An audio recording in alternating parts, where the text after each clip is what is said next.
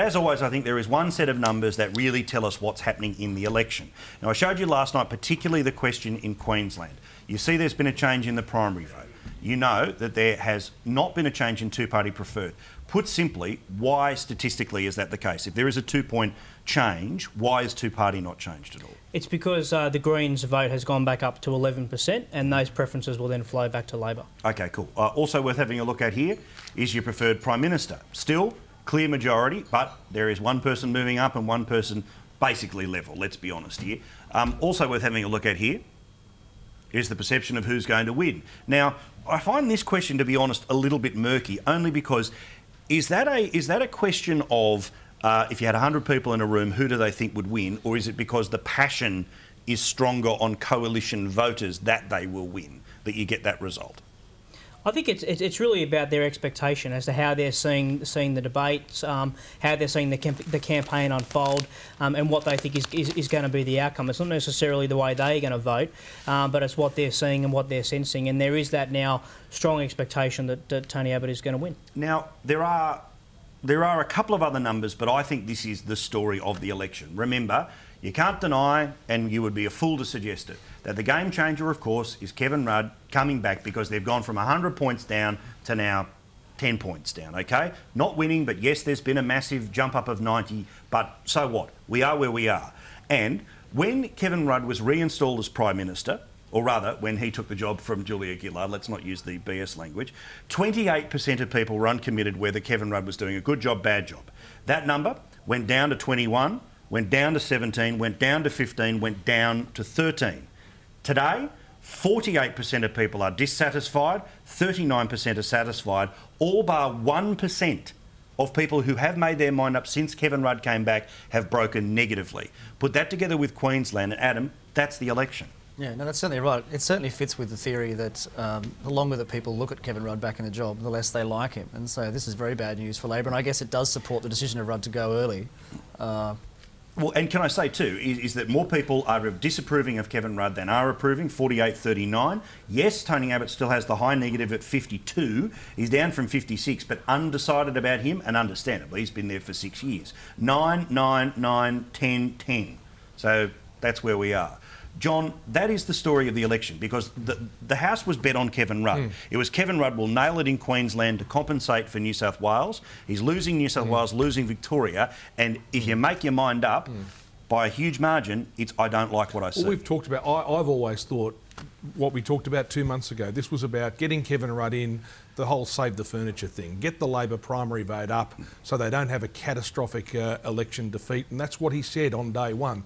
We're trying to avoid a catastrophic election defeat. Obviously he thinks he can win. People started talking about him winning. I think within those figures, and I saw some figures published within all of that talking about the softness of the vote. Most coalition voters, when they're polled, are saying I'm unlikely to change. I won't change. Whereas with the Labor vote, there are significant numbers within that Labor, now 35% in this one, where they're saying there's still a chance they could shift. So Labor's job between now and polling day, I see, is to keep that primary vote up in the high 30s so they don't have the catastrophic defeat. But Troy, what is wrong about what I've said about that picture about Kevin Rudd? Now, obviously, I'm no fan, so am I creatively looking for those numbers, or is that actually the trend of the uncommitteds are breaking against Rudd?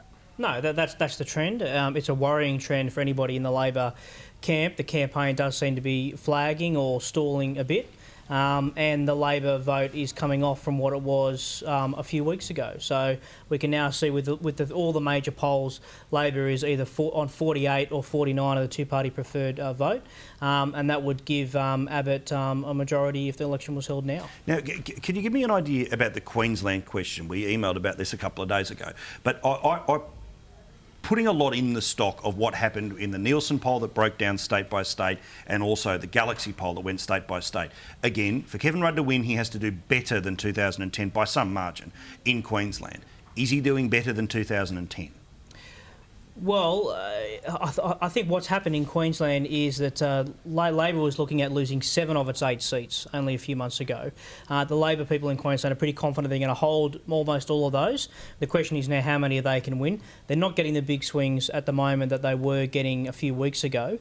You only need about a 2 or 3% swing and Labor can pick up half a dozen seats in Queensland. They got a big swing against them last time in that state when Kevin Rudd was gone and Julia Gillard was there. So that's the question, is can Labor get that swing back in Queensland? At the moment, it's looking very uncertain. Right, because basically so if he's able to turn 4 points into a 2-point margin, he wins seats in Queensland?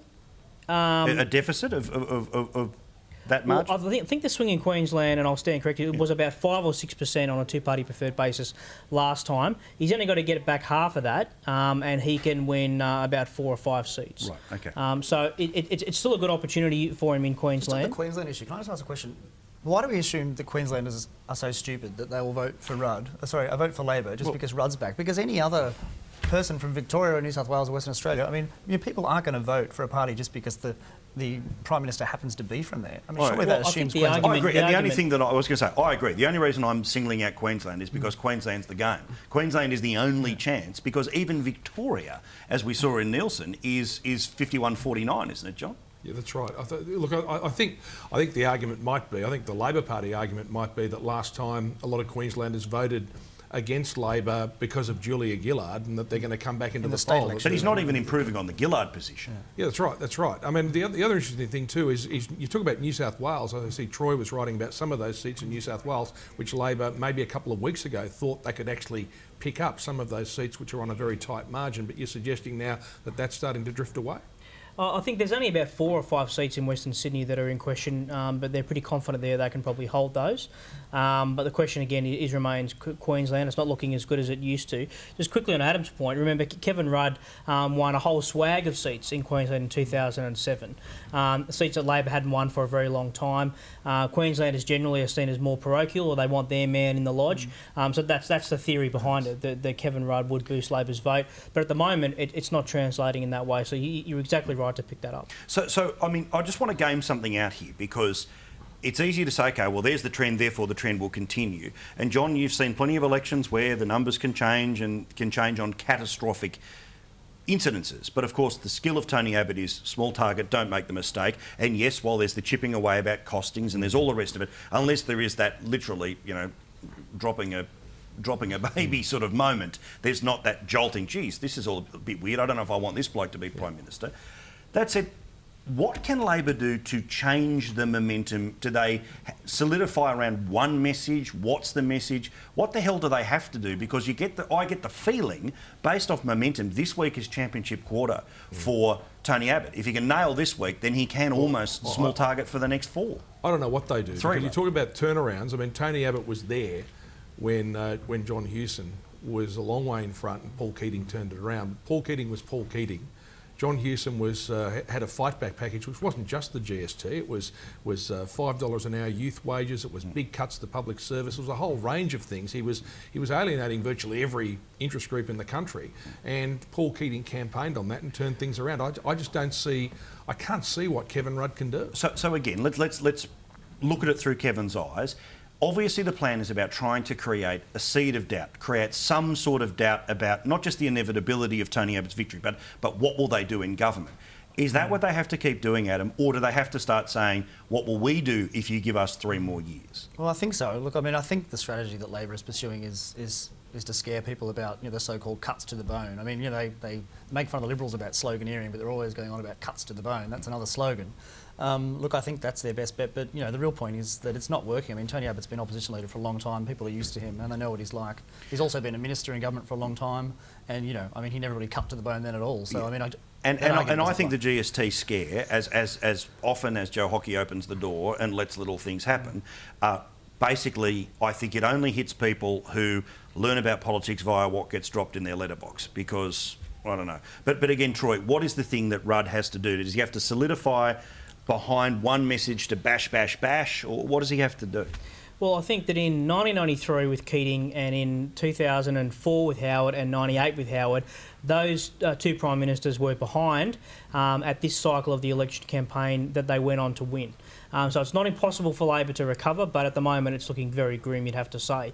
I think there's two things that's happened here. One is that Kevin Rudd had two tasks. The first task was to sort of rebuild the government's credibility, solve some problems. De-Gillard the joint. Exactly, and you've talked about that before. He did that to some extent with asylum seekers, with the debt and deficit argument, with the carbon tax argument. He did that successfully, and that's when he got to 50-50 in the polls. His next step was to develop a good campaign theme, get some sharp messages, define the campaign, make it a clear choice for voters, and he hasn't done that yet. And that's why he's starting to fall off. So I think voters were happy with what he had done up until the start of the campaign, but he hasn't made that next leap yet. And I just don't think that he's defined the campaign yet. What is the case for Labor getting a third term, and he hasn't done it yet? But also, the bloke who is returning to the Prime Ministership after being there 3 years prior, leading a government that's been there for 6 years, can't have the change argument. I mean, that's the whole thing. He's already had the change argument, which was get rid of Julia Gillard and we will go from 100 points down to 10 points down. That was the change argument. But you can't say we're going to change the country by backing me in. I just don't think you can do that. The new way stuff with the old bloke's face, it just is very odd.